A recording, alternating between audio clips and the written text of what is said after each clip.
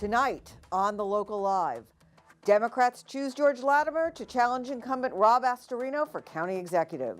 Our community remembers the fallen of September 11th. The Larchmont Playhouse has a new owner with big plans. Senator Schumer addresses ongoing mail problems in our community. This and more coming up.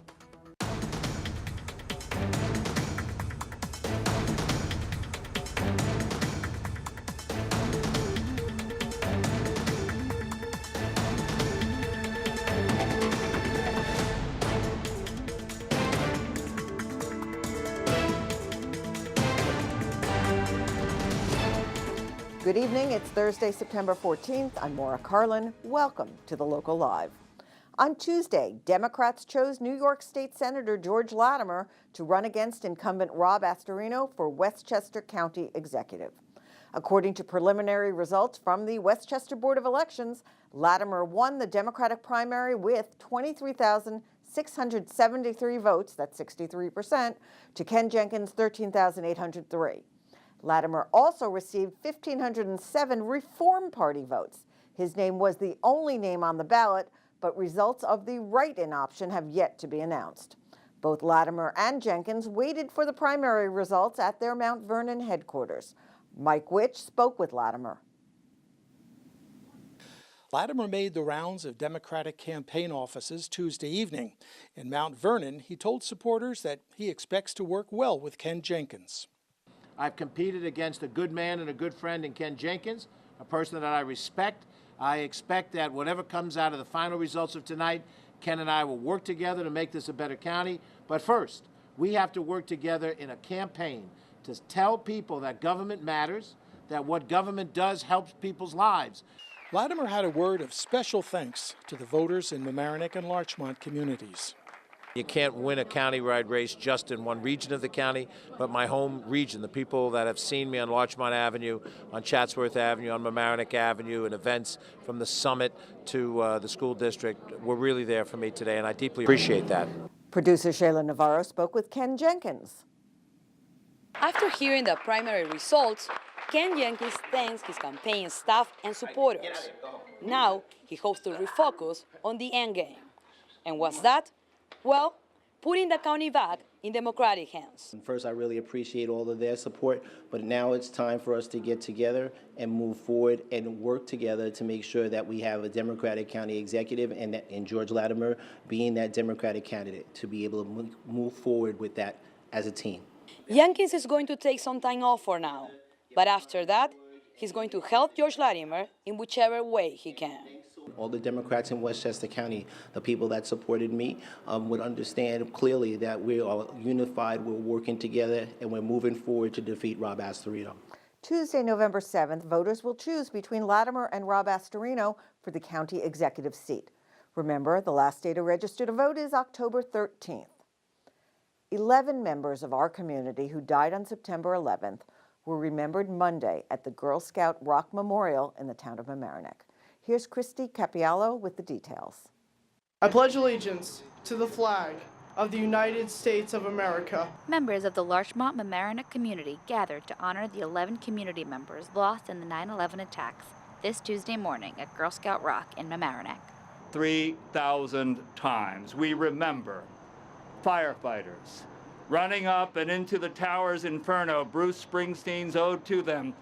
Can't see nothing in front of me. Can't see nothing coming up behind. Westchester County legislator Catherine Parker reminisced on the pandemonium and distress of Americans in the wake of the attacks. In 2001, initially, it took days for us to really understand the breadth of the circle of loss. Senator George Latimer spoke about the dangers of a divided country and how we must use our memoriam to remember our fellow American. Looking at each other as Catholic Americans and Protestant Americans and Jewish Americans and gay and Americans and straight Americans and black, we're Americans.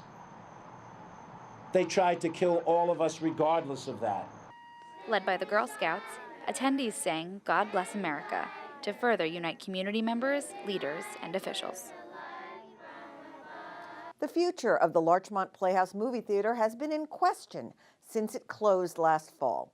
The Local Live caught up with Betsy Bradley and Ellen Zuckert from the community-based group Friends of the Larchmont Playhouse to hear what's coming up next. The Larchmont Playhouse has been sold and will operate again as a movie theater thanks to the efforts of the community group Friends of the Larchmont Playhouse and their supporters. It was a very dramatic year. We had a lot of press attention for which we're very grateful, and we managed to really keep the theater both in the news and in the public eye, and we're very happy to have some wonderful news to report today. For Ellen Zuckert, the outcome is a dream come true. We are so fortunate because Charles Cohen, who's a real estate developer in New York and has a media group, and he came to look at the theater over the summer and decided that he was going to buy it, renovate it, and reopen it. And he has an incredible interest in film, likes the classics as well as new movies, but also has a real belief that a theater can bring community together. So we are so fortunate. After all the work that we've done, his vision really aligns with what our vision is, and we couldn't be more pleased. The Playhouse is expected to undergo renovations next year and reopen by early 2019. Larchmont and Mamaroneck town residents and public officials complained for months about missing mail, irregular delivery, and mail being left in unconventional places. U.S. Senator Chuck Schumer came to the village of Larchmont last Friday, calling on the post office for answers. So today we're calling on two things. One, the post office, three things. One, the post office to make public their study. We are entitled to know what went wrong as elected officials and as taxpayers. Second, we're asking them once they submit the study to tell us what they're going to do to fix it. And third, we're asking them to have a town hall meeting so residents can come and tell them all the sad, tawdry details of poor mail service. Among those airing grievances was Mamaroneck town resident Eleanor Sherman. She said she had heard the issues had been fixed, but is unconvinced since she is still having problems. As you can see, I did not get mail yesterday. And I was told at 7:45 last night that the mailman was out delivering, but he never got to my house. The post office said a staffing shortfall contributed to inconsistent service. U.S. Postal Service spokesperson George Flood said the hiring of a new permanent postmaster and having supervisors walk certain routes led to a dip in the number of complaints, but since problems persist, the post office hopes to hold a town meeting soon. Looking for a fun, family-friendly activity to do this weekend? Well, come join LMC TV and the Village of Mamaroneck's Rec Department Saturday, September 16th at Harbor Island Beach for the last of the Movie on the Sand of the summer. Disney's Big Hero 6 will start at 8 p.m. Admission is free, but don't forget your blankets and snacks. As a special bonus, the LMC TV Teen Filmmaking Workshop will screen its short film, My Side, before Big Hero 6. We look forward to seeing you there.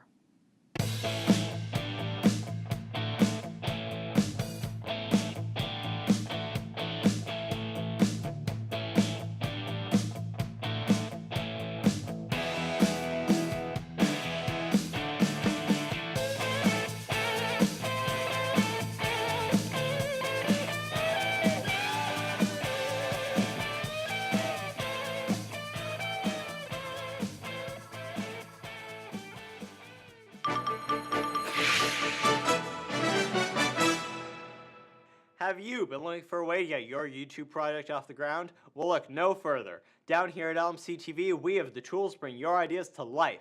With the magic of green screen, you can go anywhere. If you're into current events, politics, or entertainment, sounds like you create your own news channel.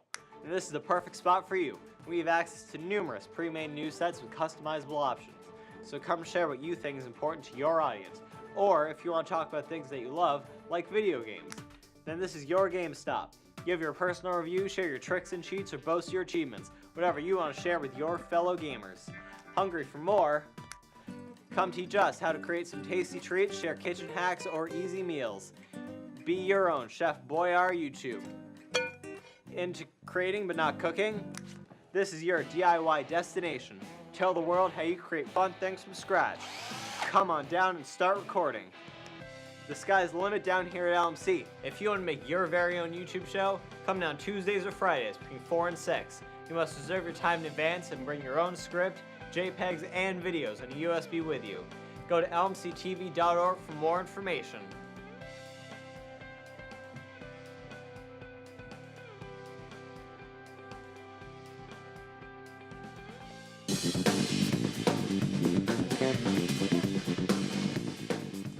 Welcome back to the Local Live. I'm Stephen Astis. This past week, the Rhinebeck Blackcats played their home opener against Section 9 opponent Pine Plains. Coming off a loss, the Blackcats looked to set the tone early, which they did resoundingly. Let's take a look at the highlights. Opening kickoff, Rhinebeck receiving, and Pedro Cueto on the return weaves through traffic on the far sideline, and he is gone with an 87-yard kick return for a touchdown. The LMC Varsity Sports Play of the Week, Blackcats with the early 6-0 lead. Later in the first, Cueto takes the snap and carries it in himself for a 6-yard touchdown run. And Cueto isn't done yet. On the next drive, Pine Plains with the ball, and the pass attempt is picked out of midair by who else but Cueto. Nobody can stop him except the referee, who slows him down enough for the Bombers to catch up and prevent another touchdown. But seconds later, Cueto shares the wealth by handing it off to Tyler Simon for the touchdown. Kenny Soriano's extra point gives Rhinebeck a commanding 19-0 lead in the first quarter. Late first half drive for the Blackcats, and now he's just showing off. A 13-yard TD pass from Cueto to tight end Matt Quartararo. With the extra point, the Blackcats take a 26-point lead into halftime. Early second half, same old story. Cueto scampers on the keeper 15 yards and a pylon dive for yet another Blackcat touchdown. Cueto would add another rushing score on a QB sneak, and Pine Plains scores a pair of touchdowns in garbage time, giving Rhinebeck its first win by a final of 39-13. Final stats on Cueto are impressive. 5 total touchdowns and nearly 300 all-purpose yards, as well as 3 tackles and an interception on the defensive side of the ball. Blackcat opponents will definitely have to game plan for Cueto from here on out. That's it for this week in local high school sports. Be sure to get out and support all our local teams as it's homecoming weekend. I'm Stephen Astis for the Local Live Sports. Stay tuned for more community stories.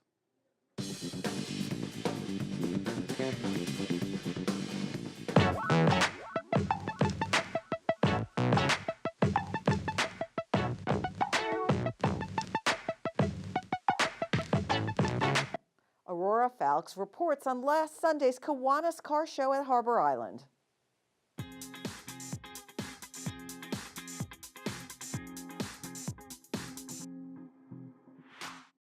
Hello, this is Aurora, folks, and we are here at the Kiwanis Car Show in Harbor Island Park. Can't wait to see what's in store. Gearheads and car connoisseurs alike gathered here at Harbor Island Park with many ready to roll out in style. Over 300 participants came out to flaunt their life-size toys for the charitable event, leaving showgoers drooling over the decked-out models. I like being a kid in a candy store, actually. For those who weren't feasting their eyes, others like longtime Kiwanis volunteer Dr. Michael Barbieri were driven down memory lane. I had a 1965 Barracuda, and they have one here, and it just brings back great memories, as all the cars do, from the whole age of the 60s and the 70s and earlier. While classic cars gave off nostalgic vibes for some, LMC TV Board of Director member Jack Saraceno made sure everyone felt involved in the 44th annual community event.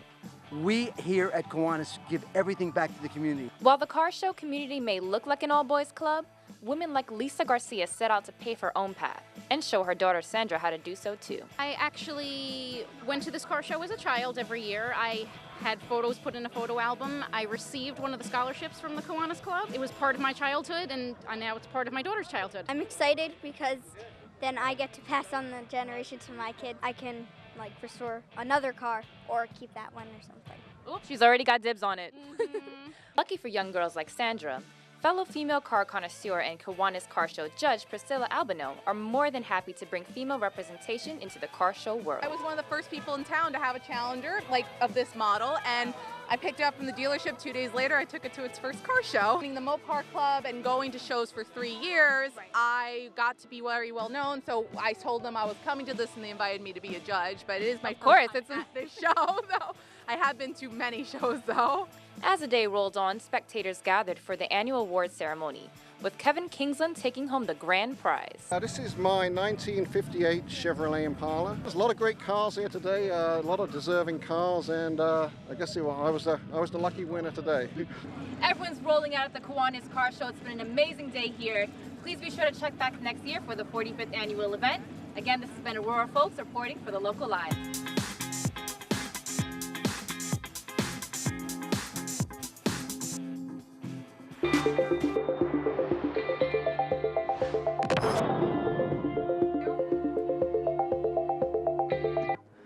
Welcome back to the Local Live. I'm Jupiter Joe, and this is Meteor Minute. Every month, we'll introduce you to little specks of light you see up in the sky, bring you the latest in space-related news, and answer questions you might have about the cosmos. Let's get started by giving you a cosmic rundown. Tomorrow morning at approximately 7:55 a.m., the Cassini spacecraft, which has been orbiting Saturn for the past 13 years, will be retired. It's going to crash into Saturn, traveling at more than 17,000 miles an hour. No putting the brakes on that one. Cassini, over its 20 years in space, has provided us with lots of information, from discovering evidence of liquid water on Saturn's moons to actually carrying a probe that landed on the surface of Titan, Saturn's largest moon, and gave us these amazing views. Let's take a quick look at what Cassini might look like during the last moments. On the final orbit, Cassini will plunge into Saturn, fighting to keep its antenna pointed at Earth as it transmits its farewell. In the skies of Saturn, the journey ends, as Cassini becomes part of the planet itself.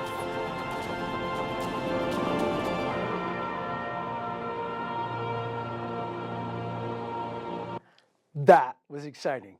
Now, we won't be able to see that directly from Earth, but there's no reason why you shouldn't head outside on a clear night and find Saturn on your own by becoming a star tracker.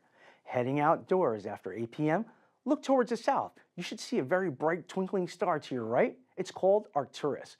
From there, arc to the left until you're right, facing forward again, and that bright object, yellowish in hue, that's Saturn. It's over 900 million miles away right now. To see some other great objects, you can look directly up and find the trio of stars called Vega, Deneb, and Altair. Together, they form the Summer Triangle. With the telescope, you can actually see wonderful objects within this region, like the double star Albireo. No observing session would be complete without a cosmic trivia.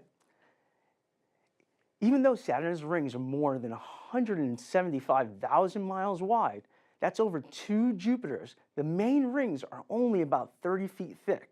That's actually a blizzard of water ice particles mixed with dust and rock fragments. And while beautiful to look at from Earth twice every 29.5 years, we can't see them because they're on edge with Earth.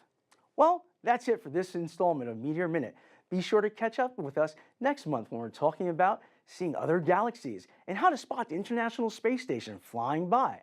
For those of you interested in joining us for free monthly observing, come on out on October 1st to Larchmont in front of CVS on Chatsworth Avenue from 7 to 9 p.m. or visit us at www.meteorminute.org for all the details. Clear skies. Now stay tuned for more on the Local Live.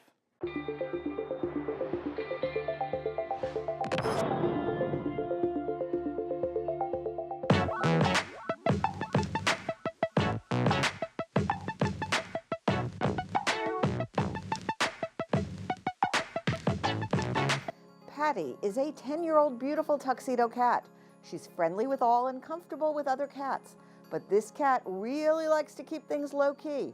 Her favorite activities include sitting, lying down, and eating, kind of like the rest of us. Patty is perfect for a chill environment. Phoenix is new to Pet Rescue. He is a 1.5-year-old lab mix. This handsome guy is shy, but once he gets comfortable, he really loosens up. Phoenix likes to play, run around, and of course take walks. He'd make a great companion for your child or spouse who's been asking for a dog playmate. To adopt Patty or Phoenix, or to check out our other pets ready to be adopted, please go online to ny-petrescue.org. And we always welcome new volunteers and interns, and we love hearing from our viewers. Send us an email to thelocallive@lmctv.org. Thanks so much for watching our show, and that's all for tonight. I'm Maura Carlin. See you next week for a new episode of The Local Live.